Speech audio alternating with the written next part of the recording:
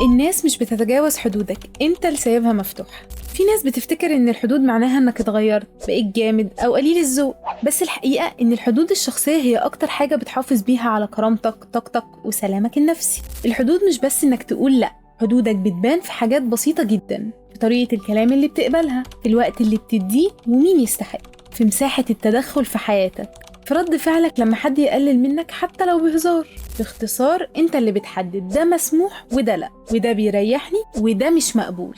ولو ما عندكش حدود واضحة انت نفسك بتتلخبط، بتبقى مش عارف انت بتحب ايه وايه مريحك وايه اللي بيضايقك بالظبط. بس الحل بسيط، ابدأ اسأل نفسك ايه اللي بيضايقك وبتتجاهله. اتعود تقول بصوت واضح الطريقة دي ما تناسبنيش، انا محتاج المساحة دي، أنا مش مرتاح كده. الحدود مش جدار بينك وبين الناس، دي بوابة وإنت اللي معاك المفاتيح. وفي النهاية خليني أسألك، إيه الحد اللي نفسك الناس تحترمه فيك بس عمرك ما قلت؟ اكتبه في كومنت عشان تبدأ تحترمه حتى لو محدش احترمه غيرك.